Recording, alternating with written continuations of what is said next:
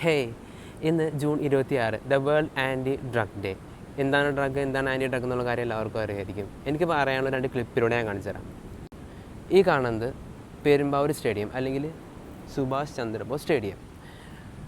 ഒരു വശത്ത് old bus stand, മറ്റൊരു വശത്ത് ഗേൾസ് സ്കൂള്, മുമ്പിൽ തന്നെ municipality office, excise office, police station, കോടതിയും വരുന്നുണ്ട്. ഫുള്ളി ഓപ്പൺ ആയിട്ടുള്ള സറൗണ്ടിങ്ങിലുള്ള നല്ല രീതിയിൽ തിരക്കേറിയ ഒരു സ്ഥലമാണ് ഈ കാണുന്നത്.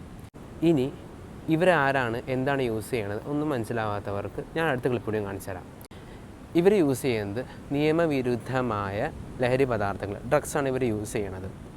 ഇനി ഇതൊക്കെ നമ്മൾ പല രീതിയിലും കണ്ടിട്ടുള്ളതാണല്ലോ, അറിഞ്ഞിട്ടുള്ളതാണല്ലോ. എന്നാണെങ്കിൽ വേറൊരു കാര്യം പറയാനുള്ളത്, ഇവർ അന്തർ സംസ്ഥാന തൊഴിലാളികളാണ്. വേറെ സംസ്ഥാനത്ത് നിന്ന് കേരളത്തിലേക്ക് ജോലിക്കായിട്ടോ മറ്റാവശ്യങ്ങൾക്കായിട്ടോ വന്ന ആൾക്കാർ.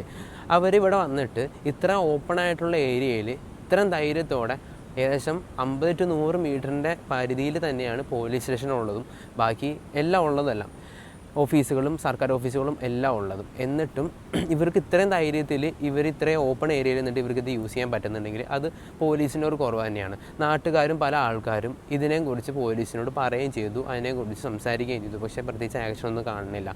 വാട്സാപ്പ് ഗ്രൂപ്പിലേക്ക്, വാട്സാപ്പ് ചാറ്റിലേക്ക്, നോ ഡ്രഗ്സ് എന്നുള്ള വാട്സാപ്പ് ചാറ്റിലേക്ക് ഇതിൻ്റെ ക്ലിപ്പുകളെല്ലാം അയക്കുകയും ചെയ്തു, ചാറ്റിലേക്ക് അയക്കുകയും ചെയ്തു. പക്ഷേ പ്രത്യേകിച്ച് റിയാക്ഷനോ ഒന്നും കാണുന്നില്ല, റെസ്പോണ്ട് ഒന്നും കാണുന്നില്ല.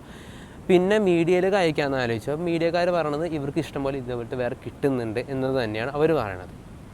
അതുകൊണ്ടാണ് വീഡിയോ ചെയ്യാൻ ഞങ്ങൾ ആലോചിച്ചത്. എനിക്ക് പോലീസിനോട് പറയാനുള്ള ഒന്നേ ഉള്ളൂ, ഇത് നമ്മുടെ നാടാണ്, നമ്മൾ വസിക്കുന്ന നാടാണ്. അവർ അന്തർ സംസ്ഥാനം, വേറെ സംസ്ഥാനത്ത് നിന്ന് ജോലിക്കായിട്ടോ മറ്റാവശ്യങ്ങൾക്കായിട്ടോ ഇവിടെ വന്ന ആൾക്കാർ, നമ്മുടെ കൂട്ടുകാരും നമ്മുടെ നാട്ടുകാരും നമ്മുടെ കുടുംബക്കാരും വേറെ രാജ്യത്ത് പോയി കഷ്ടപ്പെടുന്നത് പോലെ തന്നെയാണ് അവരിവിടെ വന്ന് ജോലി ചെയ്യണത്. അങ്ങനെ തുച്ഛ ആൾക്കാർ ഇവിടെ വന്നിട്ട് ഇമാതിരി പരിപാടി കാണിക്കുമ്പോൾ നമ്മൾ കണ്ടിട്ടും അറിഞ്ഞിട്ടും പ്രത്യേകിച്ച് ആക്ഷൻ എടുത്തിട്ടില്ല എന്നുണ്ടെങ്കിൽ നമ്മുടെ നല്ലൊരു കുറവ് തന്നെയാണ് അവിടെ കാണുന്നത്. So that's why take an action.